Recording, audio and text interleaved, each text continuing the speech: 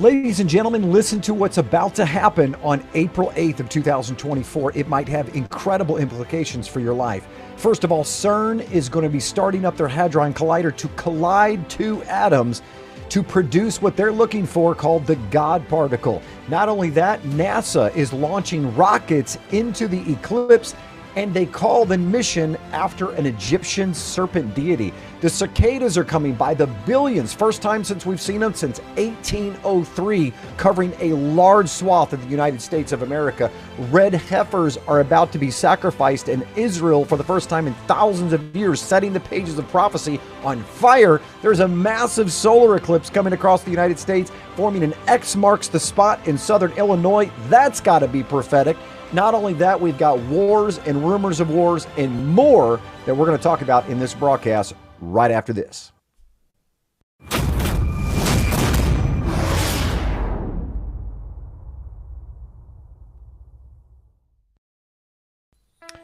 Hello everyone, I'm Jim Staley with Passion for Truth Ministries, and this video is critical. There are so many things that are happening on April 8th. Some of them might be coincidence, some of them are just downright strange, and some of them are no question potentially life-altering in the spiritual realm as the pages of prophecy begin to unfold right before our eyes. So this video is going to be important for you. Many of you have watched, maybe for the very first time, a video about the solar eclipses that I did just a couple of weeks ago. That video has skyrocketed to be the most watched video on the internet with over 3 million views in just 14 days. If you have not seen that video, it really will open your eyes to God's prophetic feast days, his prophetic calendar, and why he keeps doing things on what we call today the Jewish calendar, but in reality, it's the biblical calendar that he holds to. So in this broadcast, we're going to dive into more things that I've discovered, the things that have been highlighted to me that's going to happen this April around the time of Passover, and specifically April 8th on the solar eclipse day is just downright amazing. And so we're going to talk about that. And first and foremost, if you've not subscribed to this channel, do so right now. If you want to see more videos like this and videos that will teach you about the front of the book, the entire point of this ministry is to teach believers around the world what I call the front of the book, the Old Testament, and how it relates to the back of the book. If we don't understand the front of the book, if we don't understand Torah, if we don't understand the original Judaism in the first century and all the Hebraic backdrop from which the Bible was written, how can we possibly say that we understand anything at all? We're likely going to read into it our Western Greco-Roman mindset, and that is just a definition formula for disaster. And that's where we've been the last 1800 years, as the ancient Roman church has really fed us and watered down the scriptures to a place where sometimes we just need to get back to doing Bible things in Bible ways. So if you want to learn more about the Bible from the original perspective, this is your channel. In the meantime, let's start off with CERN. CERN is a international body of scientists that have developed the largest Hadron Collider in history. It is a 17-mile, 300 feet underground tube that's designed to put particles in opposite directions going at 7 miles an hour under the speed of light and then collide them, which is extraordinarily difficult. It's like shooting a bow and arrow at 100 yards away from your opponent and hitting the tips just perfectly where they explode.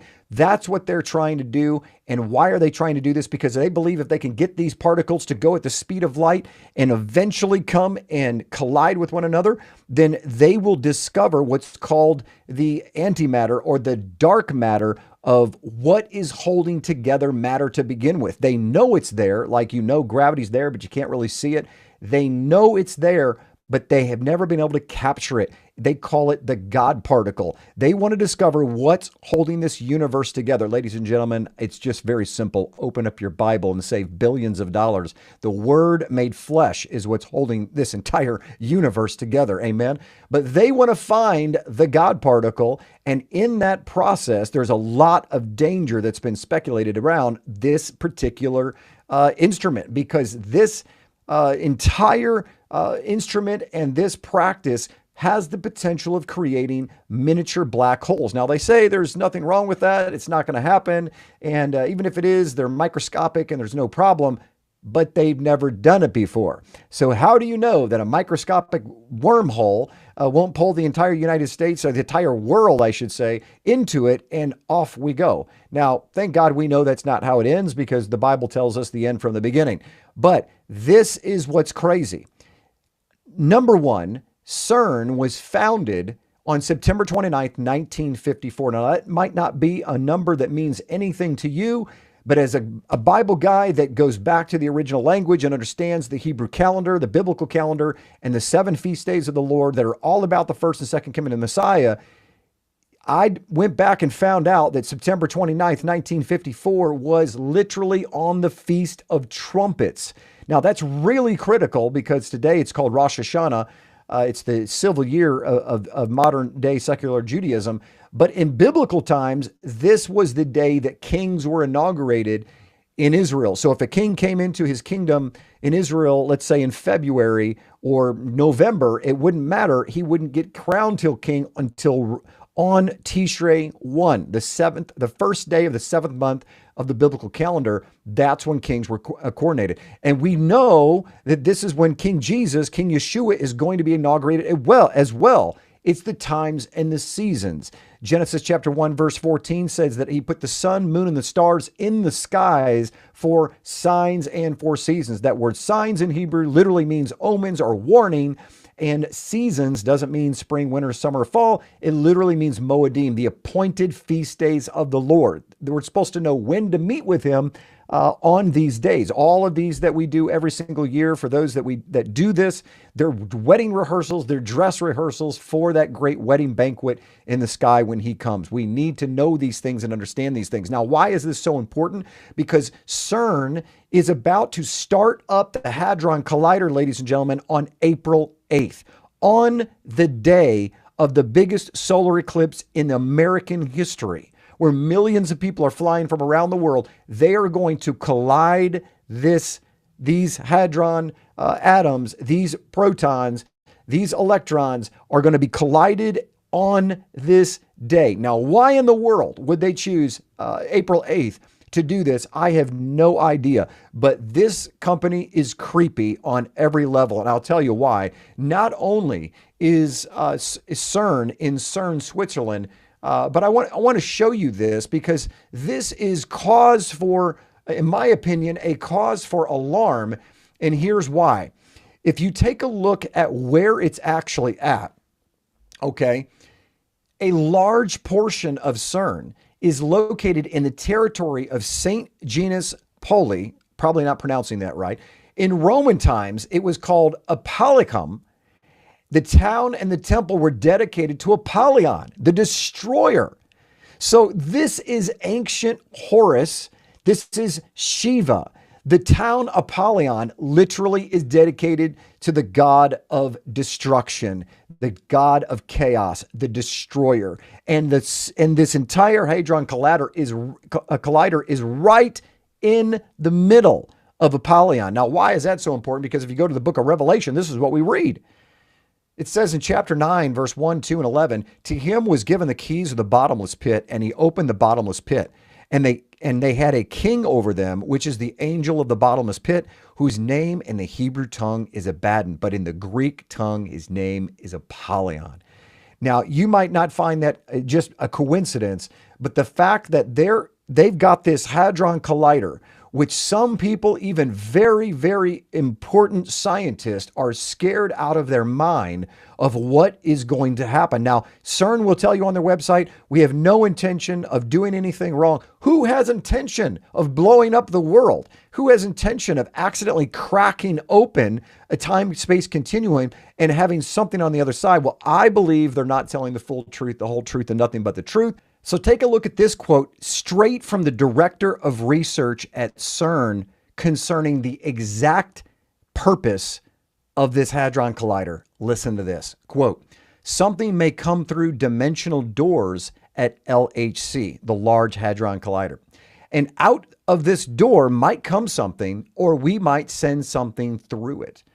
Ladies and gentlemen, the purpose of CERN, They tell you it's all for scientific research. No, they're looking for the God particle. They want to know what's holding the universe together. And ultimately, they're trying to get into time travel. They want to open up the curtain of what is behind our dimension and get into the multiverse. This is what they're after. They believe there are multiple universes happening and in parallel to one another simultaneously, and they want to tear that open. And they know that something has the potential of coming through it.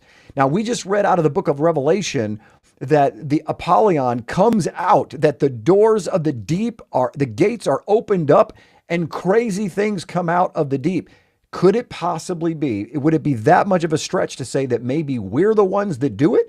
Maybe in our effort in mankind to find a wormhole, to get into Star Trek world, to discover more and more and more and more, like the Tower of Babel, that eventually maybe we actually do open up the space-time continuum. We open up the doors of the second dimension and the demonic realm comes alive onto this earth. It's very possible. They just said that's exactly what they know is possible. So for what's really fascinating is evolution is dead. The scientists at the highest level now know there is a spiritual realm. There is another dimension beyond ours, and they're trying to tap into it. And my friends, the last time this happened was the Tower of Babel, and it didn't go over too well for them. Take a look at the actual icon. This is the logo that CERN has.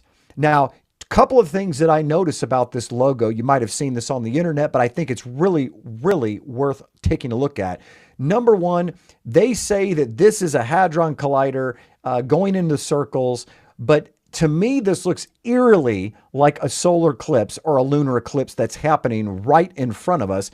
And two, if you take this symbol and you just unmix them, you take them apart, here's what it looks like. These are actually, it's 3 6s put together. Their logo is 3 6s put together. Now, you might say, oh, that's a conspiracy. Oh, that could have been this, could have been that.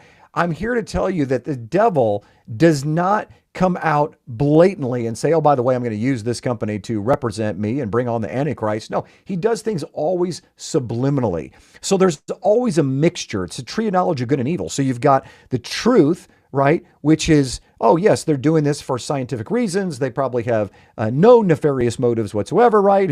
We're to believe that.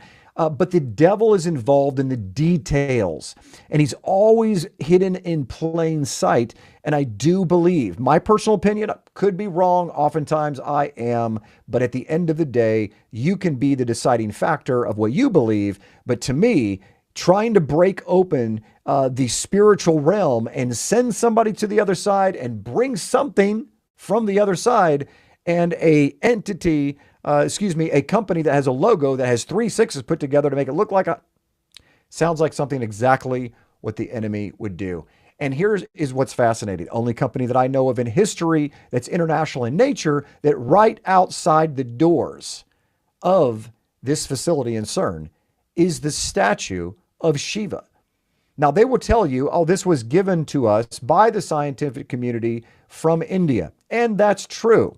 But they don't have a stat. Can you imagine if the Christian scientists decided to gift them the 10 Commandments, and would they have that displayed outside of CERN? No, not at all. You know that would not be true. They are discriminating here on one level, and they are telling you in plain sight, this is what we believe. Now, who is Shiva?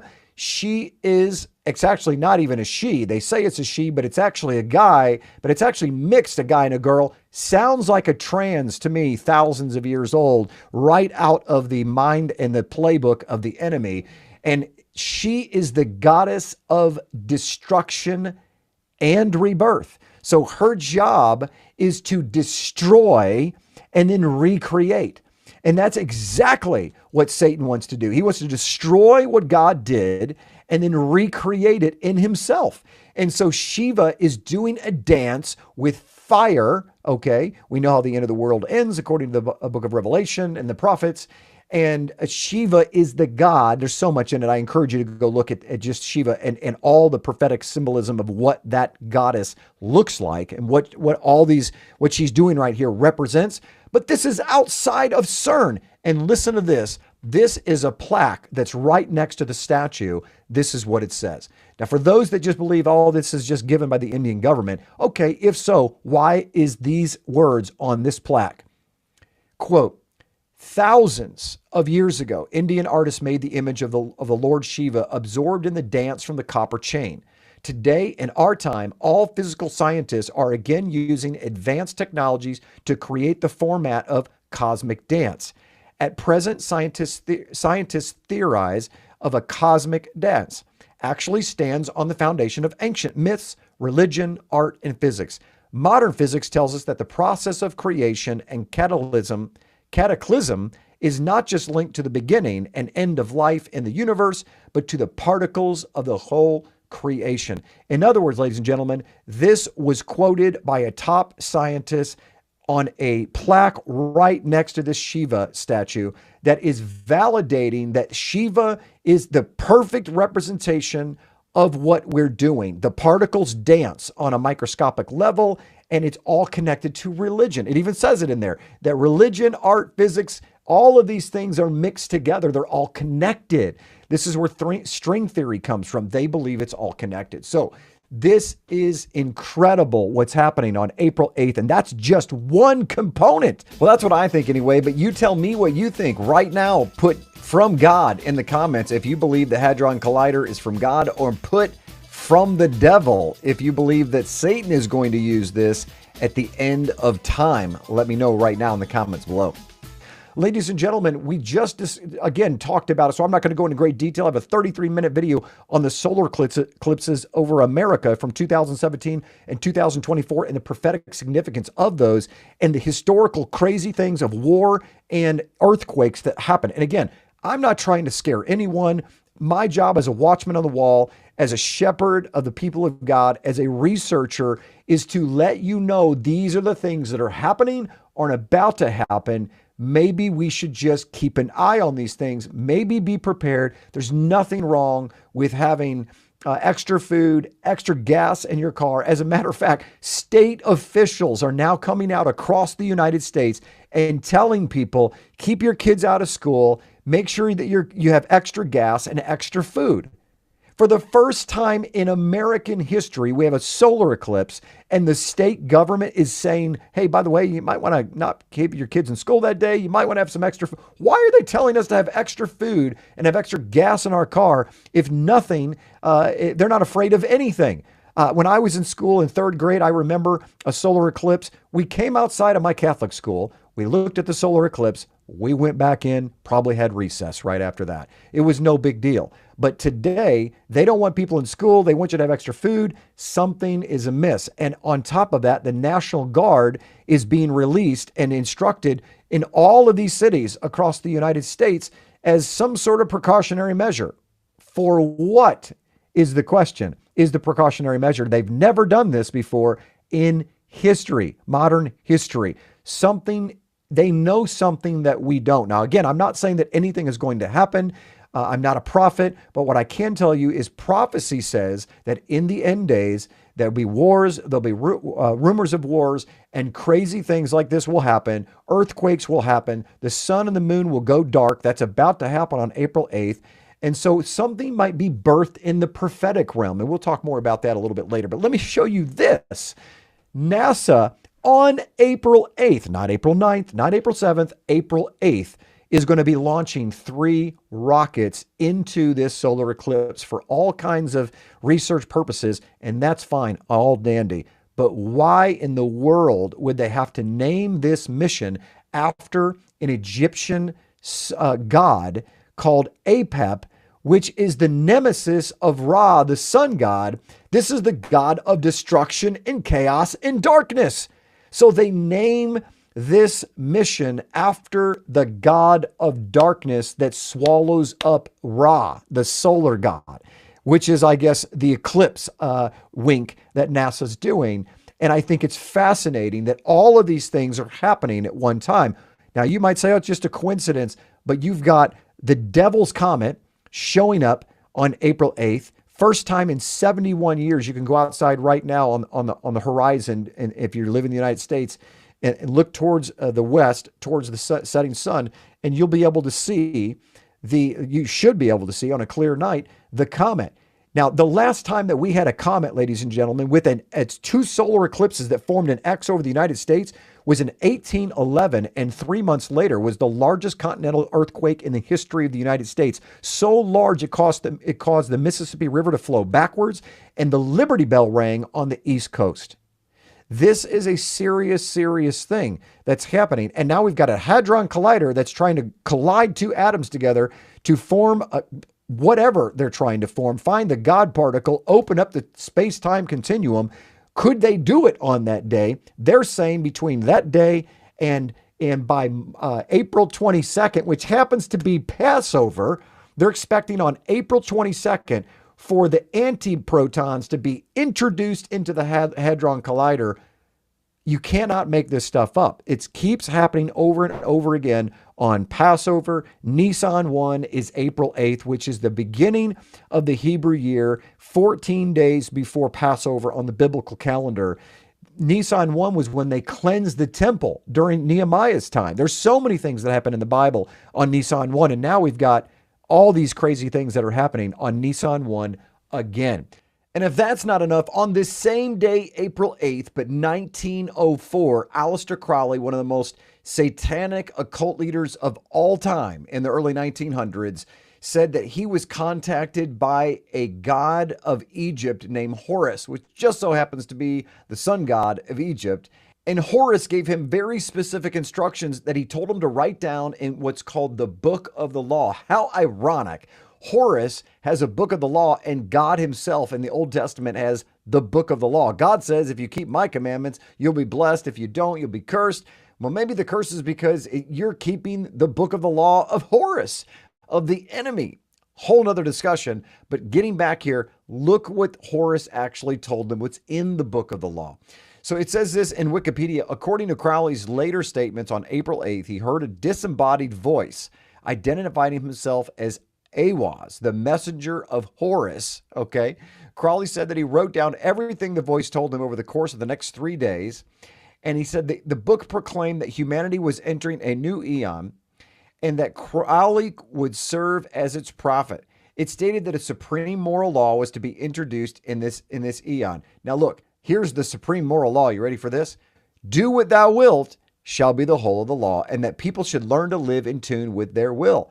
In other words, Horus, the god of Egypt, the sun god, aka Satan himself, said, look, here's the book of my law. Do what you want. Your will is the most important will. Can I ask you something right now, friend? Do you live the will of God, or do you live your own will?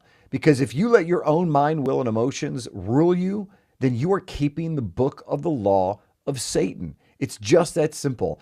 God's law is you keep his mind, will, and emotions. You do what his will is, and in return, you get life eternal, and you get joy, and you get fulfillment in this life as well.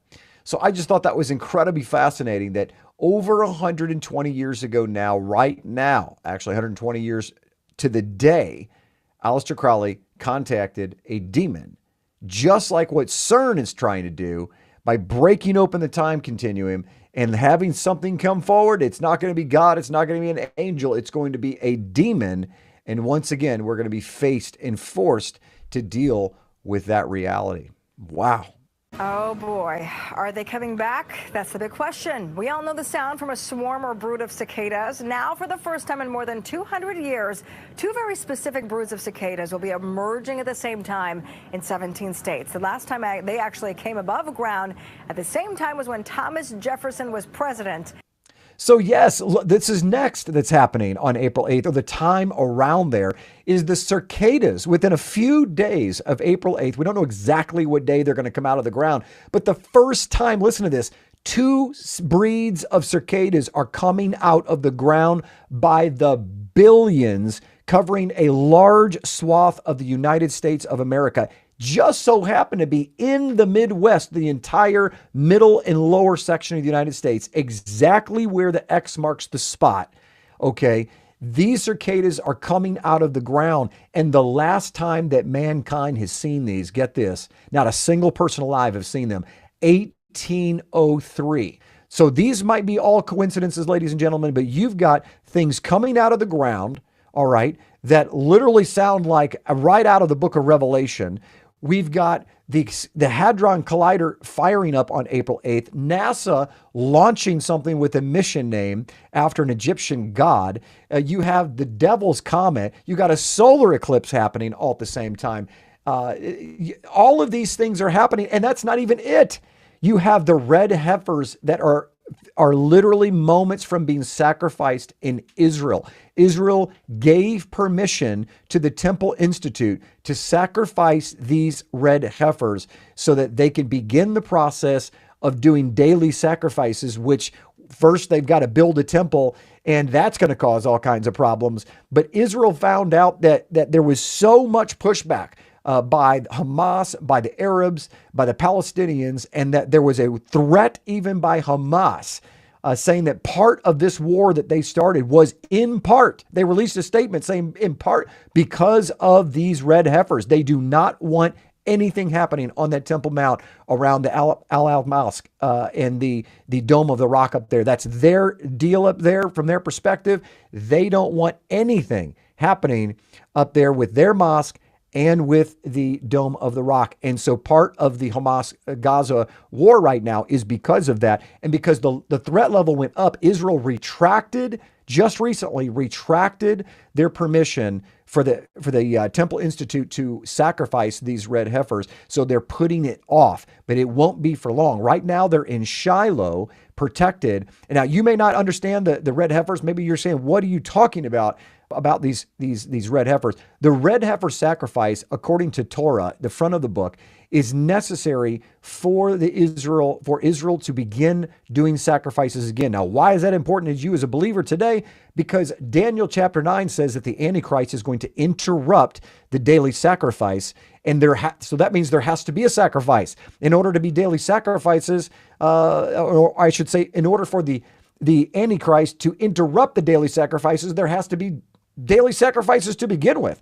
And in order to do that, the Torah says you must, anytime the temple's been defiled, you must have an ashes of the red heifer, and you have to take the ashes and you wrap that in hyssop and scarlet thread, linen, and wrap it in cedar wood, and then you can, the temple will be cleansed. If you've never heard about the red heifer sacrifice, I encourage you to look at the video that I have on this in detail. It will blow your mind of how the hyssop, the cedar, the scarlet, all of that is connected to the Messiah. Every one of those elements were at the cross. It's incredible.